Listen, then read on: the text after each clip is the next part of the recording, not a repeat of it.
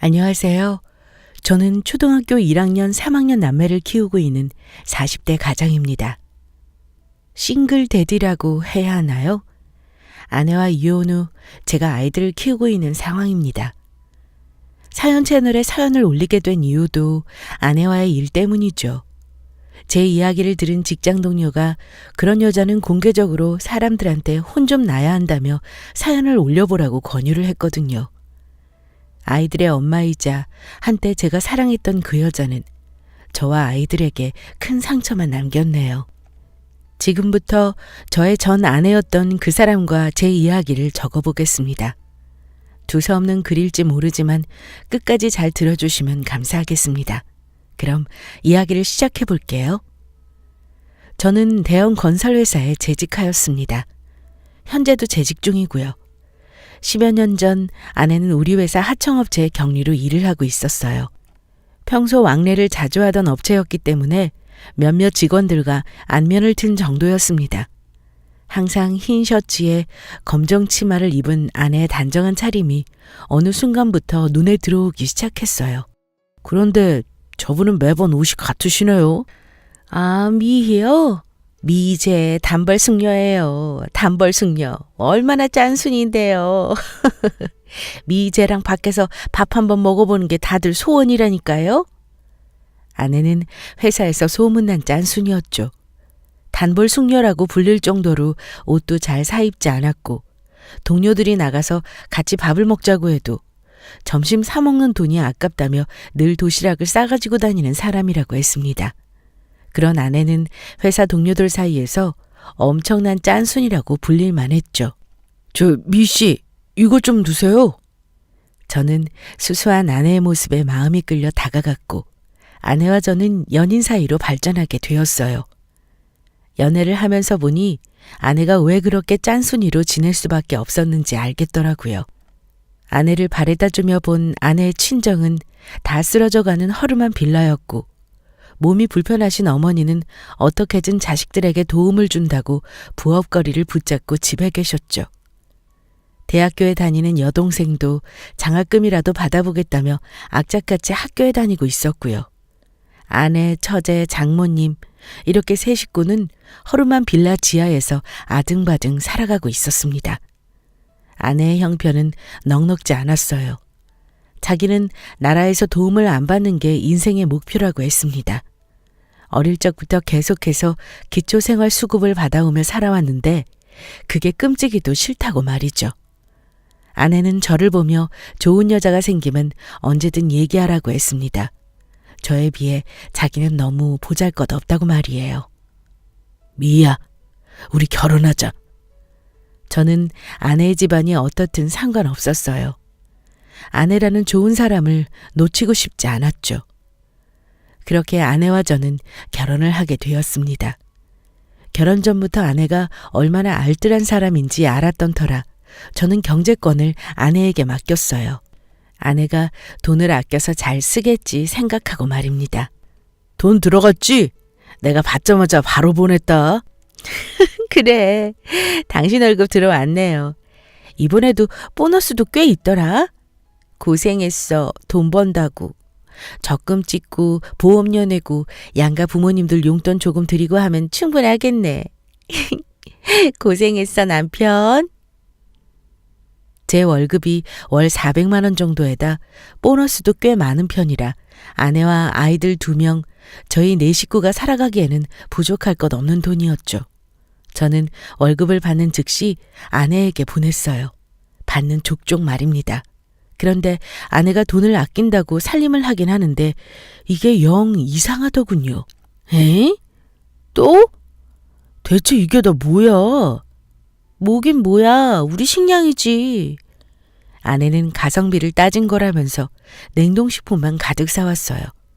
둘 다 맞벌이를 하니 그때그때 소진을 못하니까 냉동식품이 딱 맞다고 말입니다. 아니, 그래도 그렇지. 하루 이틀도 아니고 애들 한참 성장할 때인데 신선한 걸 먹게 해야지. 이게 다 뭐야.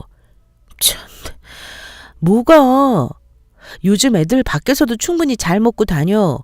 애들 학교 급식도 잘 나오고. 그건 한 끼고 아무리 봐도 이건 가성비가 좋은 게 아닌데? 당신 영수증 갖고 있지? 그것 좀 줘봐. 무슨 이런 거 가지고 영수증을 내놓으래? 아, 알았어. 내가 피곤해도 손수 요리해서 갖다 바칠게. 됐지? 아내가 말도 안 되는 논리로 다 우리 식구 생각해서 골고루 골라서 사온 냉동식품이라고 우겨대길래 아내한테 그동안 장봐온 영수증 좀 보여달라고 했습니다. 대체 얼마나 가성비 있게 아껴서 산 건지 보려고 말이죠.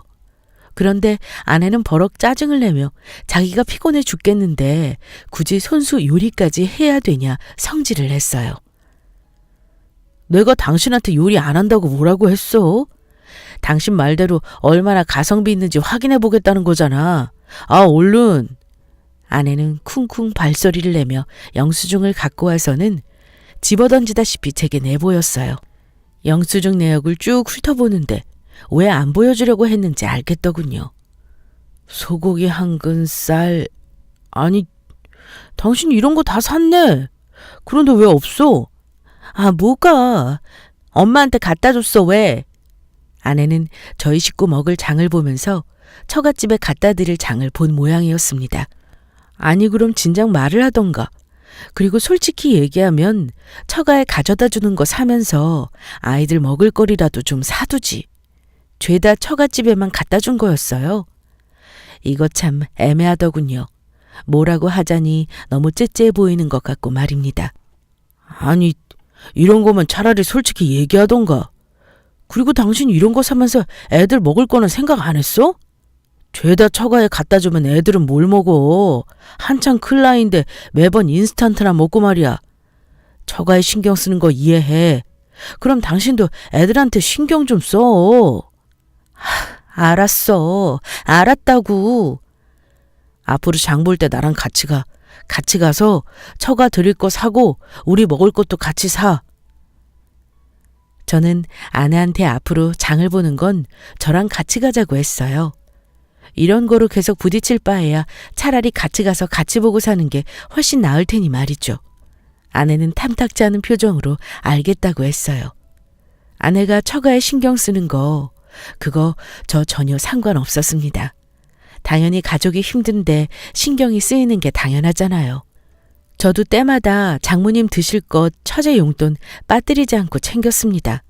그런데 마트에서 한두 푼 쓴 것도 아니고 한 번 장 볼 때마다 6명 식사량을 사대니 당연히 몇십만 원은 기본으로 깨졌죠.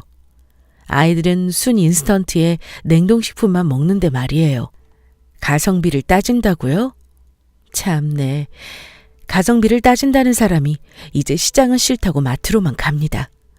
연애 시절엔 그렇게 시장을 고집하던 사람이 결혼 후에는 오로지 마트, 대형마트만 찾기 시작했어요.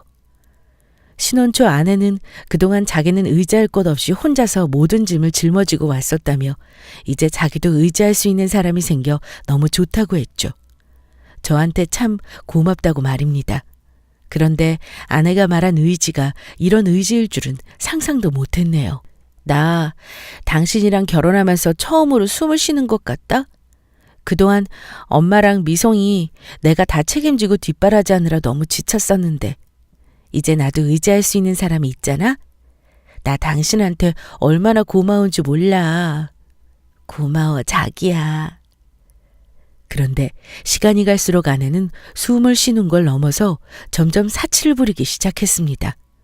어느 주말이었어요. 아내가 친구들을 만나러 간다고 나간 터라 아이들을 돌보며 집안일을 하고 있었죠. 그러다 과일이라도 먹어볼까 싶어 김치 냉장고를 열었는데 거기엔 김치가 아닌 쇼핑백이 여러 개 들어있었습니다. 지금도 생각하면 어이가 없어 웃음이 나오네요. 그걸 발견하고 저는 집안 구석구석을 뒤져보았습니다. 아내의 성격을 아는 터라 저게 끝이 아니라는 생각이 들었거든요. 옷장에는 택도 떼지 않은 옷이 여러 벌 걸려 있었고 아내가 사온 쇼핑백 안에는 옷이며 신발이며 죄다 고가의 상품들이 담겨 있었습니다. 그쯤 되니 이 여자가 대체 돈을 어떻게 쓰는 건지 덜컥 겁이 났어요. 여보, 나왔어. 지호, 수연아, 엄마 왔다. 아내는 늦은 저녁이 되어서야 귀가를 했습니다. 아이들은 진작에 잠자리에 들어 있었고요. 친구들을 만나고 와서인지 아내는 꽤 들떠있는 상태였죠. 그제야 아내의 모습을 보는데 내가 알던 그 사람이 아닌 것 같았어요. 어느 순간부터 아내는 오로지 고가의 제품, 백화점 제품들만 사서 입기 시작했죠. 당신, 이리 좀 앉아봐. 왜? 당신 밥 안 먹었어? 아무것도 모르는 아내는 제 부름에 무슨 일이냐며 다가와 앉았어요. 저는 아내에게 물었습니다. 다용도실에 있는 쇼핑백은 대체 왜 거기 들어있는 거며 왜 택도 떼지 않은 옷들이 저렇게나 많이 걸려있는 거냐고 말이에요. 당신 내 옷장 뒤졌어? 아니 남의 옷장을 왜 마음대로 뒤져? 당신 저거 다 어디서 돈이 나서 산 거야? 뭐? 당신 지금 나한테 돈 가지고 뭐라고 하는 거야?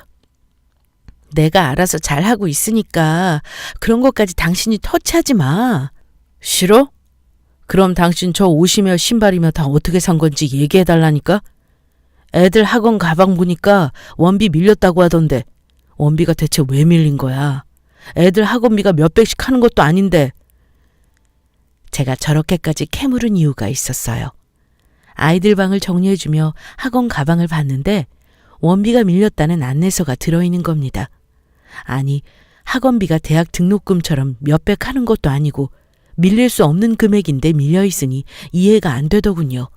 그러던 중 아내 쇼핑백이며 옷가지를 한 다발 보게 되었으니 저도 화가 날 만큼 났습니다. 그거는 내가 깜빡하고 못 낸 거고 당신도 참 생각하는 게 구리다. 내가 설마 하니 내 새끼들 학원비 안 내고 그 돈으로 돈이나 쓰고 다니겠어? 당신 진짜 사람 뭐로 보는 거야? 어떻게 보는 게 아니라 당신 지금 그렇게 화를 낼 게 아니라 나한테 설명을 해줘야 하는 거야. 우리가 같이 벌어서 같이 쓰는 돈인데 어떻게 쓰이는지 정도는 나도 알아야 할 거 아니야. 아내는 되레 저한테 큰 소리를 치며 사람을 뭐로 보는 거냐. 그동안 내가 뭐 사고 하는 게 그렇게 아까워서 어떻게 참았냐며 화를 냈어요. 적반하장도 유분수죠. 저는 아내가 화를 내든 말든 정확히 알고 넘어가고 싶어 내역을 보여달라고 요구했습니다. 와, 당신 진짜 너무한다. 당신이 그럼 돈 관리해. 당신이 하라고. 내가 만약에 오해하는 거고 당신이 한 말이 다 맞으면 내가 사과할게. 내가 잘못한 거니까. 그러니까 당신이 그렇게 잘 관리했다면 나한테 보여주면 될 거 아니야. 아내는 한참을 말없이 저를 노려보다 저한테 실토했습니다. 그래, 내가 돈 좀 썼다. 아니 애들 학원비 한 달 밀린 거 가지고 뭘 그렇게 난리야? 내가 이번 달에 월급 받으면 같이 한꺼번에 내려고 했어.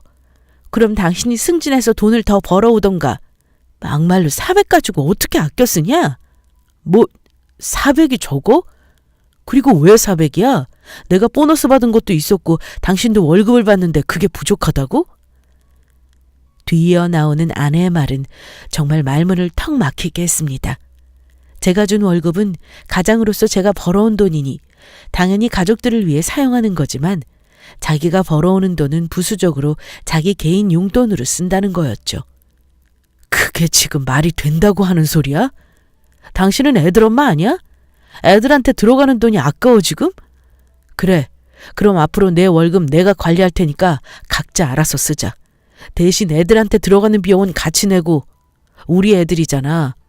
아무튼 그런 줄 알아. 뭐? 갑자기 그게 무슨 소리야? 당신 지금 돈 가지고 나 협박하는 거야?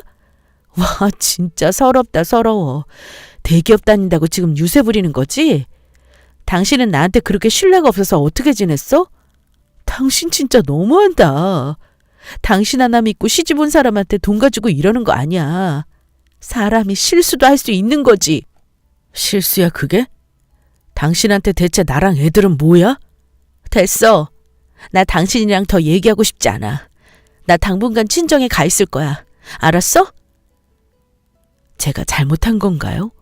아니면 제 경제관념이 이상한 건지. 아내는 전날 되려 저한테 돈 갖고 그러는 거 아니다. 대기업 다닌다고 유세 부리지 마라 하며 친정집으로 간다고 했습니다. 평소 같았으면 좋게 얘기해서 풀었을 테지만 이건 그럴 일이 아니잖아요.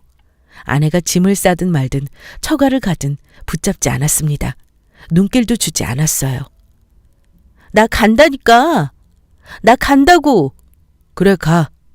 당신 나랑 지금 얘기하기 싫다며. 나도 당신이랑 얘기하기 싫어. 당신이 한번 잘 생각해봐. 당신이 잘한 건지.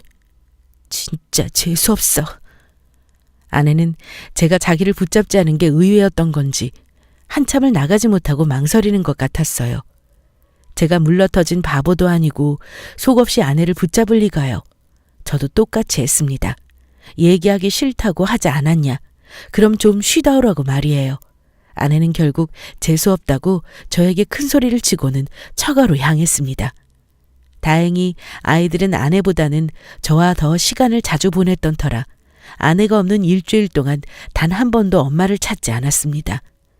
다행이라고 해야 하는 건지 씁쓸하다고 해야 하는 건지 모르겠지만 말이에요. 나 왔어. 일주일을 꽉 채우던 일요일 저녁, 아내는 쭈뼛쭈뼛하며 집으로 돌아왔습니다. 아내는 자기가 갑자기 사는 게 여유로워지니 정신이 나갔었다며 앞으로는 자기 월급도 고스란히 제 월급과 함께 가게를 운영하는 데 보태겠다고 약속을 했어요. 두 번 다시 그러지 않겠다고 말입니다. 나 정말 생각 많이 했어. 내가 봐도 내가 정신이 나갔던 것 같아. 나 다신 안 그럴게. 정말 미안해, 여보. 애들 엄마인데 내가 무책임하게 집 나간 것도 잘못했어. 그날 저녁 아내에게 두 번 다시 그러지 않겠다는 다짐을 받아내고 저희 부부는 다시 화해를 했습니다. 앞으로 생활비 내역을 같이 공유하는 걸 약속으로 하고 말이죠. 부부싸움은 물백이라고 한바탕 소동이 지나간 후 다시 아무렇지 않게 생활을 했습니다. 그러다 저희 어머니 환갑날이었어요. 마침 보너스도 나온 터라 어머니께 100만 원 정도를 용돈으로 보내드리고 나머지 월급을 아내에게 보냈습니다. 월급날이면 다들 기분이 업되잖아요. 저도 그날 동료들과 기분 좋게 술 한잔하고 있었죠. 그때 아내에게 전화가 오더군요. 아이고, 우리 와이프 전화 왔네. 하여간 금술도 좋아. 우리 인꼬부부 통화 좀 들어봅시다. 에? 저는 동료들의 성화에 와이프 예쁜 목소리라도 자랑할 겸 스피커폰으로 받았어요. 여보세요? 저의 다정한 목소리에 동료들은 키득키득하며 부럽다고 했습니다. 평소에 아내와 통화를 자주 하던 터라 직장 동료들은 저희 부부가 유별나다며 질투 아닌 질투를 했거든요. 당신 왜 돈이 비어? 이번 달에 보너스 들어온다며? 세상에, 자랑스럽게 받은 전화였는데 아내의 짜증 섞인 목소리가 스피커를 통해 크게 울려 퍼졌습니다. 저와 동료들은 서로 당황했고 저는 얼른 전화기를 들어 자리 밖으로 나와 전화를 받았어요. 아니, 갑자기 왜 소리를 질러? 얼마나 민망했는 줄 알아? 됐고, 당신 월급이 왜 비어? 이번 달에 보너스 들어온다며. 안 그래도 그 돈 맞춰서 어떻게 써야겠다고 다 계산해뒀구만. 미리 말을 좀 해주든가. 아, 정말 어떻게 할 거야. 아내는 제 월급에 맞춰 이리저리 돈 나갈 곳을 다 계산해 두었다고 했습니다. 아이들 학원도 늘린 모양이었어요. 저는 아내에게 보너스는 어머니 환갑 겸 해서 용돈으로 드렸고 나머지 금액 전부 보낸 거라고 했습니다. 환갑이 무슨 중요한 날이라고 100만 원이나 드려. 아주 돈이 남아 돌지 돌아. 통도 크다. 세상에 100만 원을 그대로 어머니한테 드렸다고? 아내는 무슨 발작을 일으키듯 난리였습니다. 요즘 환갑은 사람들 별로 중요하게 생각하지도 않는데 뭐 얼마나 대단한 환갑이길래 100만 원이나 턱턱 드리냐고 말이죠. 아니, 무슨 말을 그렇게 해. 그럼 당신도 어디 나갈 곳이 있으니 꼭 필요하다고 나한테 미리 얘기를 해주던가. 그것도 아니었잖아. 참 미안하다, 미안해. 내 멋대로 중요하지도 않은 엄마 환갑 챙겨드려서, 어? 아내와의 저런 언쟁으로 저도 화가 날 만큼 났었죠. 요즘 사람들 환갑은 그냥 조용히 넘어가니 우리도 그러자며 아내는 어머니께 생신 축하드린다는 전화 한 통 빼고는 아무것도 하지 않았어요. 같이 식사라도 하러 가자고 하니 자기는 업무가 많아서 못 갈 것 같다고 당신이 애들 데리고 다녀오라고 했습니다. 제 입장에서는 아내가 저렇게 말하는 게 참 서운했죠. 더군다나 점점 아내는 저를 무슨 ATM기처럼 취급하는 것 같았거든요. 그게 미안한 사람 태도야? 무슨 100만 원씩이나 써. 당신도 그렇게 했으니까 나도 우리 엄마 생신 미성이 생일에 똑같이 100만 원씩 드릴 거야. 알았어? 저게 무슨 말도 안 되는 억지인 건지. 혹시나 오해하실까 봐 미리 말씀드리는데 저희 부모님은 당시에도 당신들 일하고 계시는 분들이었고 형편도 나쁘지 않아 용돈을 드릴 때도 항상 장모님께 드리는 돈의 반의 반 정도밖에 드리지 않았어요. 처갓집이 어렵다는 이유로 더 자주 찾아뵙고 많이 챙겨드렸습니다. 그러다 이번에 어머니 환갑을 맞아서 결혼 후 정말 처음으로 부모님께 큰돈을 드린 것뿐이었습니다. 그런데 아내는 그걸 꼬투리 삼아 자기도 엄마 생일이랑 동생 생일에 똑같이 드릴 테니 그때도 100만 원을 드리겠다며 잔뜩 성을 냈습니다. 그래 드려. 대신 당신도 당신 월급에서 당신이 알아서 드려. 나는 차라리 내가 따로 해드릴 테니까. 아내가 분명 제 월급에서 드릴 것을 알았기에 그럼 당신 돈으로 드리라고 했어요. 나는 내가 알아서 챙겨드리겠다고 말입니다. 그러자 아내는 또 말을 바꾸더군요. 부부인데 왜 엄마 생신을 따로 챙겨드리냐고 말이죠. 그럼 당신은? 엄마 환갑인데 전화 한 번 드리고 말았잖아. 아니야? 그래도 나는 장모님 생신 때마다 항상 찾아뵈서 식사 대접하고 할 거 다 했어. 아니야? 거봐, 할 말 없지? 그러니까 당신이 그렇게 챙겨드리고 싶으면 당신 돈에서 당신이 100만 원을 드리든 1000만 원을 드리든 알아서 해. 끊어! 그날 이후로 아내와 저는 정말 냉전 상태였어요. 밥도 따로 잠도 따로 거의 각자 생활을 했습니다. 지금도 그 당시를 생각하면 아이들에게 미안해요. 아이들이 어른들 눈치 보느라 참 많이 애썼거든요. 오빠, 엄마는? 엄마 잠시 이모들 만나고 온대. 우리끼리 놀고 있자. 하루는 아내가 친구들과 밥을 먹기로 했다며 쪽지를 남기고 외출을 했습니다. 저는 그러든 말든 아이들 밥을 챙겨 먹이고 함께 놀아주고 있었죠. 아빠, 우리 앨범 봐요, 앨범. 나랑 지호 아가 때 사진 보여줘요. 아내와 저는 아이들에게 종종 갓난아기 시절 아이들의 모습을 보여주며 도란도란 이야기를 해주곤 했어요. 그날따라 첫째와 둘째가 사진이 보고 싶다길래 앨범을 꺼내 펼쳤습니다. 앨범을 펼치는데 뭐가 툭 하고 떨어지는 게 아니겠어요? 자세히 들여다보니 통장이었습니다. 통장을 열어본 순간 저는 아내와의 신뢰는 끝이 났다고 생각했죠. 통장에는 매달 100만 원씩 장모님께 입금이 된 내역이 찍혀 있었어요. 그 통장은 제가 아내에게 월급을 보내주는 통장이었죠. 참 실소가 터져나왔습니다. 저희 어머니 환갑 때 딱 한 번 100만 원 드린 거로 그 난리를 치던 사람이 자기는 매달 100만 원씩 장모님께 보내드리고 있었던 거예요. 꼬박꼬박 빠뜨리지 않고 잘도 보냈던 것 같았죠. 지호야, 수연아, 엄마 왔다. 타이밍도 좋죠? 때마침 아내가 귀가를 했습니다. 저는 아내에게 통장을 내밀었어요. 이거 설명 좀 해줄래 당신? 아내는 통장을 보고는 사색이 되어 어찌할 줄 몰라 했습니다. 어버버거리며 자기가 어떤 말을 하는지 모르고 있는 것 같았죠. 그러더니 갑자기 울며 불며 제게 얘기하기 시작했습니다. 아니, 당신도 알잖아. 우리 집 힘든 거. 미성이 이제 막 취업해서 돈도 없는데 어쩌겠어. 우리가 여유가 되니까 도와드린 거야. 우리? 당신은 꼭 이럴 때만 우리지? 그래, 도와드리는 거 좋아. 좋다니까? 그런데 당신은 매달 그러면서 내가 이번에 엄마 환갑 한번 챙겨드린 거로 그 난리를 친 거야? 당신 진짜 양심 없는 사람이다. 어? 양심 없어 당신? 적어도 나는 내가 번 돈으로 내가 드렸지. 당신은 뭔데? 매달 꼬박꼬박 다 내가 당신 주는 돈으로? 그래서 지난번에 보너스 빼고 줬을 때 그 난리를 친 거야? 장모님한테 매달 드리는 100만 원을 못 드릴까 봐? 정말 어이가 없어서 화도 안 나더군요. 아내가 뭐라고 했는 줄 아세요? 자기가 없이 살아서 자기 주머니에서 돈이 나가는 게 너무 싫었답니다. 이번 달만 쓰고 다음 달엔 자기 돈으로 메꿔야지 하다가 그게 자꾸 늘어나서 자연스레 제가 준 월급으로 쓴 거라고 말이에요. 당신도 알잖아. 내가 어떻게 살았는지. 내가 한 번도 풍족하게 살아본 적이 없어서 내 돈 쓰는 게 너무 어려워. 그래서 절대 당신 속일 생각이 없었어. 언제고 꼭 다시 메꿔놔야지 했는데 그게 자꾸 미뤄져서. 심지어 아내는 메꿀 돈도 없는 상태였죠. 매달 700만 원 가까이 되는 돈을 어디다 썼길래 이건 아니라는 생각이 들더군요. 이혼하자. 나 당신이랑 못 살겠어. 제발 여보. 제발 우리 그러지 말자. 애들 생각해야지.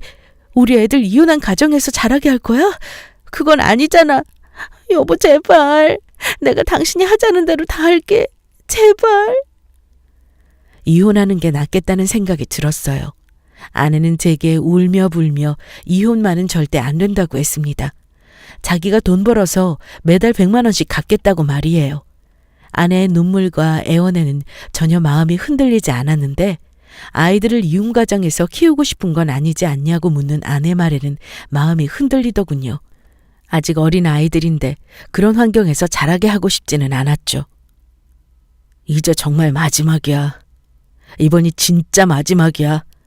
나 애들 생각해서 이번이 진짜 마지막이다 생각하고 참을게. 대신 앞으로 모은 돈은 내가 관리할 거니까 그렇게 하라. 그리고 당분간은 방도 따로 쓰자. 나 당신이 하라는 대로 다 할게. 정말 고마워 여보. 정말이야. 이혼은 하지 않기로 했죠. 경제권도 제가 관리하고 각방을 쓰는 걸로 합의를 하고 말입니다. 아내는 한동안 저와 아이들에게 잘하려고 꽤 애쓰는 것 같았어요. 3개월 정도는 매달 100만 원씩 생활비로 냈습니다. 아내가 노력하는 모습을 보니 이렇게 계속 지내야 하나, 이 정도면 그만 나도 화를 풀어야 하나 생각했는데 아내는 이번에도 저를 속였죠. 여보, 나 내일 외근 나가야 하는데 혹시 차 좀 빌려줄 수 있어? 내 차가 아직 수리가 안 끝나서. 아내는 당시에 차가 고장이 나서 수리를 맡긴 상태였죠. 출장을 가야 한다는데 대중교통을 이용하게 할 수는 없고 제 차를 쓰라고 했습니다. 아내 출장 일정은 2박 3일 지방 출장이었기에 제가 출근해 있는 시간에는 저희 어머니께서 아이들 저녁을 챙겨주셨죠. 여보 고마워. 잘 썼어. 애들 보느라 힘들었지? 고마워.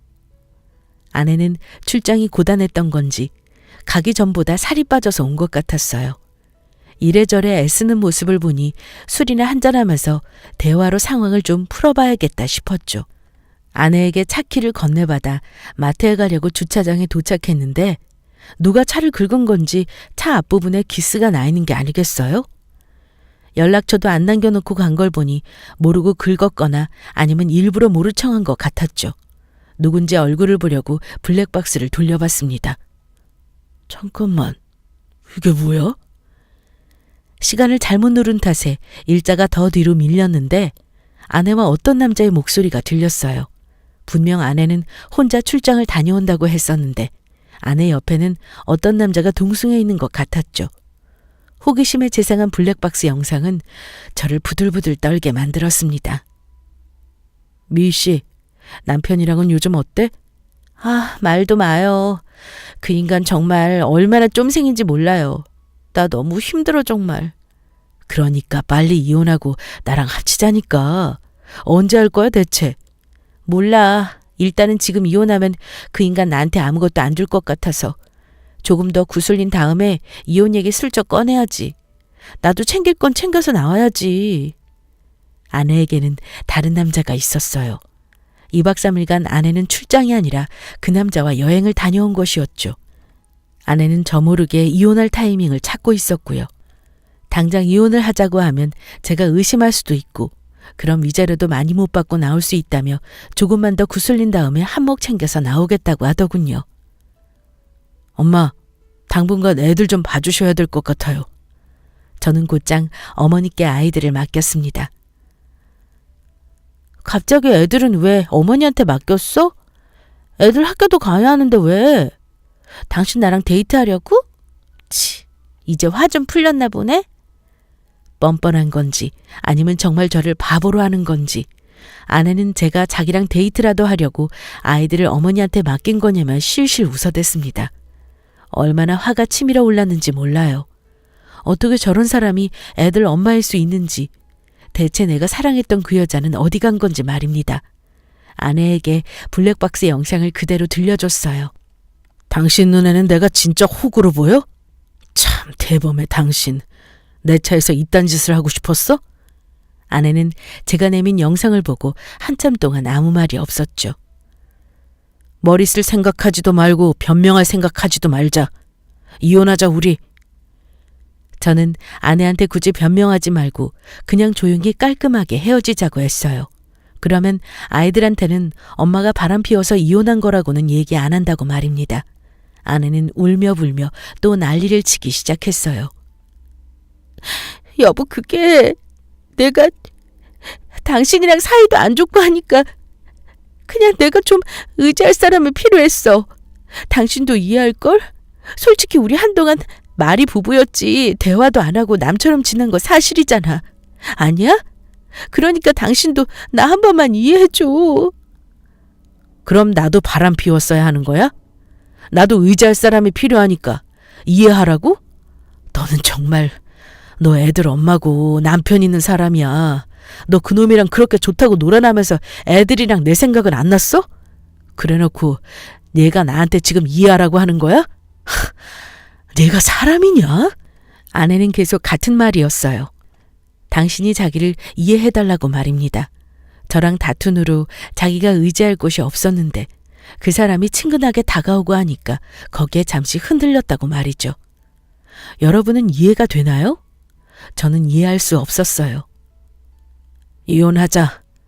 지금 이혼하면 애들한테 당신이 한 짓 얘기 안 할 테니까 그냥 조용히 이혼해.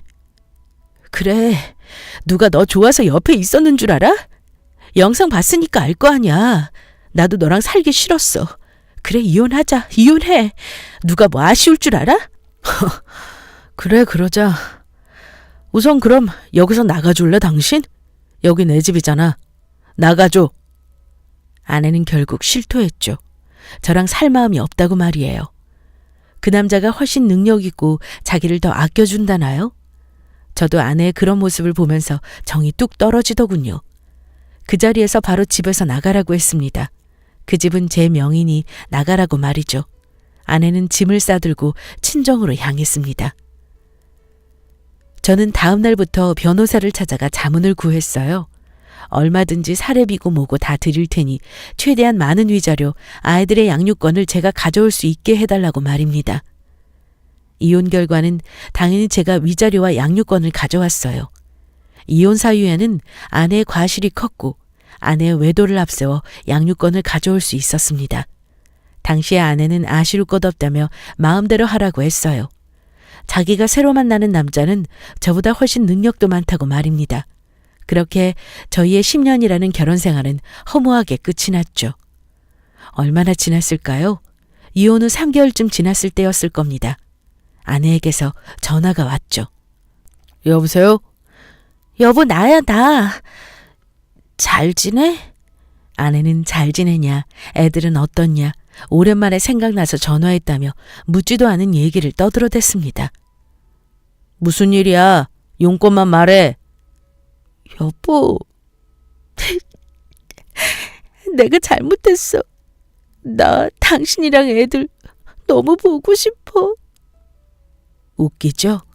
그렇게 떵떵거리며 떠났던 사람이 갑자기 아이들과 제가 보고 싶다며 다시 합치자고 하더군요.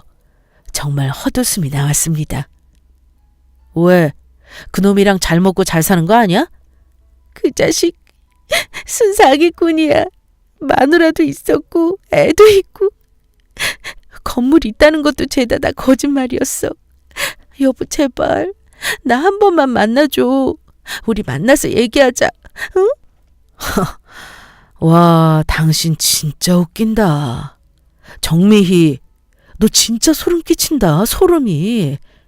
너 그렇게 다른 남자랑 살겠다고 나가고 나서 내가 애들 붙잡고 얼마나 울었는 줄은 알아? 너 애들 만나는 날 약속 한 번 지킨 적 있냐? 너 지금 나한테 거짓말하는 거 다 알아. 그냥 돈이 필요하면 필요하다고 해. 왜? 이번에도 의지할 사람이 없어서 힘들어? 제가 바보도 아니고 그 여자 돈이 필요했던 거예요. 그놈은 가정도 있는 사람이었고 심지어 자식도 있었죠. 건물이 있다는 것도 재력도 다 거짓말이었던 겁니다. 아내는 완전 비털터리가 되었다고 자기 좀 도와달라고 하더군요. 아니면 양육비라도 안 받으면 안 돼? 나 정말 먹고 죽을래도 돈이 없어. 양육비를 못 주겠다고 했습니다. 너무 힘들다고 말이에요. 저 굳이 양육비 필요 없습니다. 하지만 그 여자가 적어도 아이들 엄마라면 아이들이 어떻게 지내는지 물어봐야 하는 게 먼저 아닌지. 그 여자 아이들과 만나는 날도 약속 지킨 적이 없었어요. 애들도 엄마를 찾지 않기 시작했죠. 저는 딱 잘라 말했습니다. 무슨 소리야? 당신 애들 엄마 아니야? 양육비가 없으면 더 일해. 아니면 당신이 의지할 만한 다른 남자를 또 찾으면 되겠네. 당신 그런 거 잘하잖아. 이만 끊을게. 그리고 다음 주가 양육비 보내는 날인 거 알지? 날짜 잊지 말고. 그럼 끊어. 아내는 저와의 통화가 끝난 후에도 계속 전화를 했습니다. 차단해버렸어요. 제 변호사랑 얘기하라고 하고 말이죠. 더는 그런 여자를 아이들의 엄마라고 부르고 싶지도 않아졌네요. 이후에도 아내의 연락을 절대 받지 않았습니다. 그러다 거래처 직원을 통해 아내의 소식을 듣게 되었어요. 아내가 만났던 그 남자 와이프가 회사를 찾아와서 난리를 쳤고 아내는 회사에서도 해고당했다고 말입니다. 그 계열에 소문이 나서 취직도 못한다. 지금은 아르바이트를 하고 있다고 하더라고요. 수연아, 엄마 안 보고 싶어? 엄마 보고 싶으면 아빠한테 말해도 돼. 안 보고 싶어. 왜? 괜찮아. 아빠한테 얘기해도 돼. 아니야, 진짜야. 엄마가 아빠 막 울게 했잖아. 수연이는 아빠 슬픈 거 싫어. 한 번은 아이들에게 엄마가 보고 싶으면 얘기하라고 했어요. 아내와 제가 사이가 안 좋은 거지 아이들은 사실 아무것도 모르고 있는 거니 말입니다. 그런데 아이들의 대답은 엄마가 보고 싶지 않다더라고요. 아내와 이혼 후 제가 한참 동안 슬픔에 빠져 있었는데 아이들이 그런 제 모습을 본 모양이에요. 엄마가 아빠를 슬프게 했다면서 보고 싶지 않다고 했죠. 지금도 앞으로도 아이들의 뜻을 존중해 줄 생각입니다. 앞서 말했듯이 저한테는 상처를 준 아내일지라도 아이들한테 엄마이니 말입니다. 한때 내가 사랑했던 사람인데 저는 그 사람과 결혼이 평생 갈 줄 알았습니다. 사람 일 아무도 모르는 건가 봐요. 이따금 아이들의 자는 모습을 보면 저와 아내의 결정 때문에 이 아이들이 상처를 받은 건 아닐까 안쓰러운 마음이 듭니다. 하지만 저요, 엄마의 빈자리까지 제가 최선을 다해서 키울 거예요. 소중한 내 아이들을 위해 열심히 일하고 건강하게 잘 살아가려고 해요. 잘 헤쳐나갈 수 있겠죠? 요즘 저는 유튜브를 보면서 음식하는 것도 배우고 여자아이 머리 따는 방법도 배우고 있어요. 엄마들 정말 대단하신 것 같아요. 어쩜 그렇게 머리를 예쁘게 잘 만지시는지. 우리 딸아이가 공주머리가 그렇게 하고 싶다고 하는데 이게 아직은 잘 안 되네요. 아들 녀석은 볶음밥을 좋아하는데 이상하게 맛이 잘 안 나요. 혹시 좋은 팁이 있으시다면 공유 부탁드릴게요. 아이들한테 이것저것 해주고 싶은 게 많은데 제가 아직은 내공이 부족해서 말이죠. 벌써 이만큼이나 글을 적었다니 깜짝 놀랐습니다. 이야기를 적으면서 꼭 친구에게 얘기하는 것 같아 답답했던 마음 한켠이 많이 풀린 기분이네요. 이렇게 제 이야기를 끝까지 들어주셔서 감사합니다. 제 친구가 되어주셔서 감사하고요. 여러분의 삶에는 항상 따뜻하고 행복한 일만 가득했으면 좋겠습니다. 제 이야기를 들려주셔서 정말 감사합니다. 이만 글을 줄이도록 할게요.